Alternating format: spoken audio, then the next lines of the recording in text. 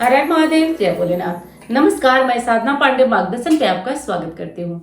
तो दोस्तों, आज का विषय बहुत महत्वपूर्ण है। प्रतिदिन दैनिक हम पूजा करते हैं, पाठ करते हैं और हर किसी के घर में मंदिर होता है। वो मंदिर छोटा हो, बड़ा हो, रेंट का घर हो, एक कमरे का घर हो, लेकिन हम मंदिर जरूर रखते हैं। और दोस्तों, जो हमारे वेद शास्त्र हैं उसमें मंत्रों में बहुत ताकत बताई गई है कि अगर आप प्रतिदिन मंत्रों के साथ पूजा करते हैं तो उसमें सिद्धि आती है। मंत्रों की एक विशेषता होती है, जैसे कुछ मंत्र तो ऐसे होते हैं जो अपने आप में ही सिद्ध होते हैं और कुछ होते हैं जो जपने से तो वो सिद्ध होते हैं, जपात सिद्धि। तो कुछ मंत्र ऐसे होते हैं। लेकिन दोस्तों, कहा जाता है कि सामान्य जो हमारी पूजा पाठ होती है, अगर उसमें हम मंत्र जोड़ लेते हैं, मंत्रों के द्वारा पूजन कर लेते हैं, तो यह हमें बहुत फायदा देता है। और मंत्र निश्चित तौर पे अगर अच्छी तरह से शुद्ध तरीके से जपा जाए तो वो हमारे जीवन के लिए लाभदायक बनता है। ग्रहों को, जो ग्रह हमारे बहुत ज़्यादा बेकार होते हैं, खराब होते हैं और कोई उपाय वगैरह हम नहीं करते हैं, तो कुछ ऐसे ग्रह हैं, कुछ ऐसे स्तोत्र हैं, कुछ मंत्र हैं जो बिना किसी पूजा पाठ के भी जपे तो वो आपको फायदा करेंगे और आपके ग्रहों को बैलेंस करेंगे। तो पूजा तो हम सभी करते हैं अपने घर में। आइए आज के वीडियो में हम लोग जानते हैं कि ये पूजा कैसे करें और कौन सा मंत्र हम खाना खाने के बाद भी जप सकते हैं। सारी विशेष बातें आज के वीडियो में। एक चीज तो बिल्कुल स्पष्ट समझ लीजिए दोस्तों, जो पूजा पाठ हम प्रतिदिन करते हैं उस पूजा पाठ में सबसे जो पहला कार्य होना चाहिए, चाहे आप ब्रह्म मुहूर्त में 4 बजे पूजा कर रहे हो, 3 बजे कर रहे हो या 8 बजे 10 बजे कर रहे हो, सबसे पहला काम ये एकदम ध्यान से आप लोग समझ लीजिए। मैं बहुत बार बताई हूँ, फिर भी जो नए नए लोग जुड़ते हैं उनका कमेंट आता ही रहता है, तो इसलिए मैं ये बात को पुनः दोहरा रही हूँ। तो आपको सबसे पहला जो कार्य होना चाहिए वो सूर्य देव को जल चढ़ाने का होना चाहिए। आप सूर्य देव को जल प्रतिदिन चढ़ाएं, क्योंकि ये आत्मा के कारक होते हैं। सूर्य मतलब पिता, ये पिता के कारक होते हैं। सूर्य यदि आपकी कुंडली में मजबूत है तो आपको सरकारी नौकरी पाने से कोई रोक नहीं सकता। पिता से वो प्यार, वो सम्मान मिलेगा जो आम लोग उसके लिए तरसते होंगे। पिता की सारी जो जायदाद है, संपत्ति है, सब आप आराम से उनका सुख भोग कर पाएंगे। तो सूर्य वो चीज है। और देखिए, एक चीज तो मैं बताना भूल गई, सूर्य यदि आपकी कुंडली में मजबूत है तो आप राज मान सम्मान, जो लोग राजनीति से जुड़े हुए हैं ना, उन लोगों को सूर्य की उपासना विशेष होती है, क्योंकि जहां मान सम्मान की बात आती है वहां सूर्य को ध्यान दिया जाता है। तो चलिए, ये विषय में नहीं था, फिर भी मैंने बता दिया। तो सबसे पहले सूर्य की आराधना करिए। कैसे करना है वो बहुत सारे वीडियो है, आप कोई भी वीडियो सर्च करके मार्गदर्शन सूर्य पूजा सर्च करके देख सकते हैं। क्या डालना है, कैसे करना है, वो सारी चीजें। तो पहला काम जो है वो सूर्य पूजा करेंगे। दूसरी चीज, अगर पुरुष तुलसी को जल नहीं देते तो चल जाता है, लेकिन महिलाएं रविवार और एकादशी छोड़कर हर दिन अपने आंगन की तुलसी सींचे और उनसे कुछ भी ना मांगे, बस एक ही चीज मांगे कि हे माँ, सदा मेरे घर में हरी भरी रहना, इतना मांगे। तो तुलसी सींचे, सूर्य देव की पूजा करें। अब देखिए, सूर्य देव की पूजा में मंत्र कौन सा जपेंगे आप। सूर्य देव की पूजा में आप सबसे अच्छा जो मंत्र है, ओम घृणी सूर्याय नमः, ओम घृणी सूर्याय नमः, इस मंत्र का जप करें आप। तुलसी जी की पूजा के लिए सबसे जो बढ़िया मंत्र है, वैसे तो आप ओम इंद्रा देव्य नमः इस मंत्र का जप भी कर सकते हैं, लेकिन सबसे जो प्रसन्न करने वाला तुलसी को मंत्र है वो ओम नमो भगवते वासुदेवाय या ओम दामोदराय। कहा जाता है कि दामोदर नाम से सबसे ज्यादा नारायण प्रसन्न होते हैं। यदि आप दामोदर नाम का उच्चारण करते हैं तो इससे सबसे ज्यादा भगवान विष्णु प्रसन्न होते हैं। तो ओम दामोदराय नमः या ओम नमो भगवते वासुदेवाय मंत्र से आप तुलसी को जल चढ़ाएं। तुलसी के स्वयं के मंत्र से ज्यादा प्रभावशाली है कि ओम दामोदराय नमः या ओम नमो भगवते वासुदेवाय मंत्र से आप तुलसी का जो पूजा है वो करें। अब नंबर आता है कि और कौन सा पूजा करें। तो देखिए, एक चीज मैं आपको और बताती हूँ, दहलीज पूजन करना।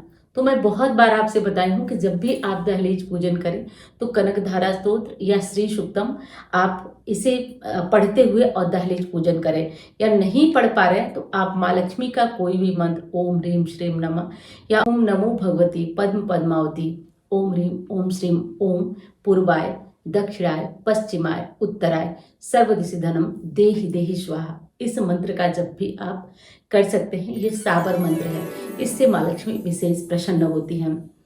अब अगला, आपको बहुत सारे मंत्र मैं बताई हूँ, लेकिन कुछ विशेष आज मंत्रों की ही ये पूरी वीडियो है, तो मैं आपको बताती जा रही हूँ। अब और क्या करेंगे आप, तो दहलीज पूजन हो गया, सूर्य पूजा हो गया और तुलसी जी की पूजा हो गई। अब घर के मंदिर में आएंगे आप। अब आप करेंगे गणेश जी की पूजा, क्योंकि अब तक जो आपने किया वो आपका नियम था, अब आप पूजा करेंगे। पूजा में सब सर्वप्रथम जो होगा वो गणेश जी की पूजा होगी। तो गणेश जी की पूजा में आप ओम गंगणपतये नमः, ओम गंगणपतये नमः बोलकर भी पूजा कर सकते हैं, या वक्रतुंड महाकाय सूर्यकोटि समप्रभा निर्विघ्नं कुरु मे देव सर्वकार्येषु सर्वदा, इस मंत्र से भी आप गणेश जी की पूजा कर सकते हैं, आपकी इच्छा। तो जो मंत्र चाहें आप गणेश जी की पूजा में जप सकते हैं, जो आपको आसान लगे, और जिस मंत्र से आप पूजन करना चाहें उस मंत्र से आप गणेश जी की बढ़िया से पूजा कर सकते हैं। अब गणेश जी की पूजा के बाद एक विशेष और कार्य है, जिसको कि जो मंत्र है वो जपना आपके लिए ज़रूरी है। दोस्तों, बहुत बार ना हम लोग ग्रहों की मार से नहीं बच पाते हैं, यहाँ तक कि देवता भी ग्रहों के मार से नहीं बच पाए। जब उनका भी शनि की दशा चली, महादशा चली, तो उनके ऊपर भी कुछ यातनाएं, कुछ परेशानियां आई। तो हम सभी तो मानव हैं। तो दोस्तों, मैं बात कर रही थी ग्रहों की। जब ग्रहों की महादशा, अंतरदशा, प्रत्यंतर दशा से गुजरना पड़ता है तो नाना प्रकार की तकलीफें और कष्ट मिलते हैं। तो एक छोटा सा उपाय है जिसे आप कर सकते हैं, और ये बात मैं बहुत पहले बताई थी, जब चैनल बहुत छोटा था, 20-25 हज़ार सब्सक्राइबर रहे होंगे, तो मैं ये वीडियो बनाई थी और ये बात आपको बताई थी, और शायद उस टाइम तो कम लोग भी थे तो कम देखे भी होंगे। देखिए, ये मंत्र है ब्रह्मा मुरारी त्रिपुरांतकारी भानु शशि भूमि शुतो बुधश्च गुरु शुक्र शनि राहु केतवा सर्वे ग्रहा शांति करा भवन्तु। इतना आप 11 बार जप लेते हैं तो उससे सभी जो क्रूर ग्रह होते हैं उनका प्रभाव कम होता है और अच्छे ग्रहों का प्रभाव आपके जीवन में बढ़कर मिलता है। तो ये मंत्र आप अपने जीवन में, प्रतिदिन के जीवन में इसे अवश्य अनिवार्य रूप से जपा करें। अब ये तो आपका सामान्य मंत्र हो गया जो आपको जपना ही जपना है। अब देखिए, मैं उनकी बात यहाँ नहीं कर रही हूँ जो बिल्कुल संस्कृत बोल नहीं सकते या कुछ मंत्र नहीं जप सकते, तो ऐसा मैं नहीं कहूँगी कि मंत्रों के बिना कोई पूजा नहीं होती है। दोस्तों, बिल्कुल मंत्रों के बिना भी हमारी पूजा संपूर्ण हो सकती है। तो अगर आप नहीं पढ़ पा रहे हैं या नहीं बोल पा रहे हैं तो आप टेंशन न लीजिए, आप भगवान का, देवी देवता का नाम स्मरण करते हुए भी पूजन कर सकते हैं। या मैं बहुत लोगों से ऐसे मिली हूँ, देखी हूँ, जो भक्ति भजन गाते हुए और अपनी पूजा संपूर्ण करते हैं, मैं ऐसे भी देखी हूँ। तो मेन चीज़ यहाँ भाव की थी, लेकिन जो चीज़ हम कर सकते हैं, सामर्थ्यवान है, उन्हें अवश्य रूप से करना चाहिए। और दोस्तों, एक प्रार्थना है आपसे, वीडियो पसंद आ रही है तो लाइक करना भूलिएगा मत, एक लाइक कर दीजिएगा, जिससे मुझे हौसला और मोटिवेशन मिलता रहेगा। और साथ साथ कमेंट में हर हर महादेव ज़रूर लिखिएगा और ये बताइएगा कि इस वीडियो की आपको आवश्यकता थी या नहीं, क्योंकि ये वीडियो की कोई कमेंट पे नहीं बनाई हूँ मैं, मेरे मन से आया कि मैं सामान्य तौर पे बता देती हूँ कि क्या और कैसा मंत्र पढ़ना चाहिए। तो आप लोग बताइएगा कि ये वीडियो आपके लिए अच्छी रही या नहीं, मैंने जो सोचा वो आपके लिए अच्छा रहा या नहीं। अब देखिए दोस्तों, अब बारी आती है, ये तो सामान्य हम लोगों ने मंत्र वगैरह पढ़ा।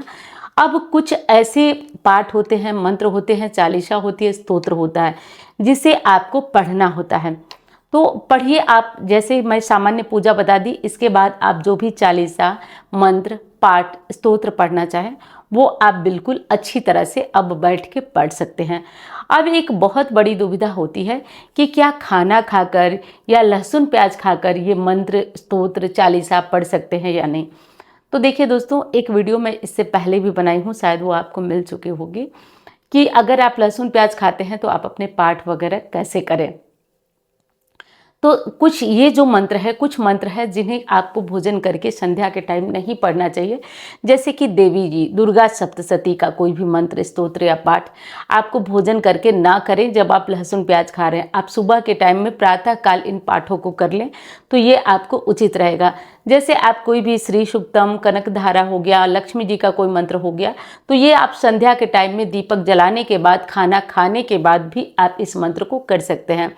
जैसे रामचरितमानस है, सामान्य आप इसे खाना खाने के बाद आप नहा धो करके साफ सुथरा हो जाइए, 16 बार कुल्ली कर लीजिए और आप इस रामचरितमानस का पाठ भी कर सकते हैं। जैसे शिव जी की आप आराधना करते हैं, पूजा करते हैं, शिव चालीसा पढ़ते हैं, शिव पुराण पढ़ते हैं, तो वो भी आप खाना वगैरह खा के शाम को पढ़ सकते हैं। गणेश जी का कोई भी स्तोत्र मंत्र है तो वैसे तो पढ़ सकते हैं, लेकिन बेहद फायदेमंद होता है जब आप सुबह में करें।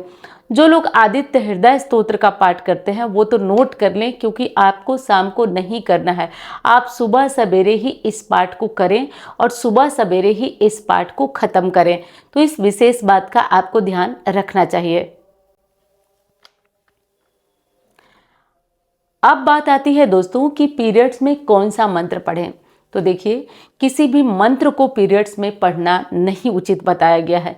किसी भी मंत्र को पीरियड्स में पढ़ना उचित नहीं बताया गया है। अगर आपकी श्रद्धा भक्ति बहुत तेज है तो आप क्या कर सकते हैं, मंत्रों को सोच सकते हैं। यानी कि मंत्रों को सोचते बोलते टाइम आपकी जिह्वा, आपके होंठ कुछ भी हिलना नहीं चाहिए। इसका मतलब कि आप मंत्रों को केवल उनके अक्षरों को सोच सकते हैं, बोल नहीं सकते, क्योंकि इससे आप जितना जपेंगे फायदा नहीं मिलेगा, उतना आपको नुकसान होगा। तो ये चीज़ आप ध्यान रखिए। अब देखिए, अब इसमें एक बात और आती है। आजकल कुछ लोग नाम जप की तरफ भी बहुत ज़्यादा ध्यान दे रहे हैं। जब प्रेमानंद जी महाराज की बातें सुन करके, तो अच्छी बात है, आप नाम जप कर सकते हैं। यानी कि राधा नाम का जप कर सकते हैं या अपने इष्ट देव के नामों का जप आप कर सकते हैं। तो इसमें पीरियड्स वगैरह नहीं देखा जाता है नाम जप में, लेकिन आपकी इच्छा करे तो ये कार्य करिए। इसमें आप इच्छा अगर आपकी करती है कि आप मंत्र जप करें तो आप मंत्र जप करें, और नहीं इच्छा करें तो आप नाम जप न करें। बाकी पीरियड्स में नाम लिया जा सकता है प्रभु का, केवल मंत्र नहीं जपे जा सकते हैं। उम्मीद करती हूँ वीडियो आपको पसंद आई होगी। अब मैं मिलती हूँ आपसे अन्य वीडियो में। धन्यवाद। हर हर महादेव।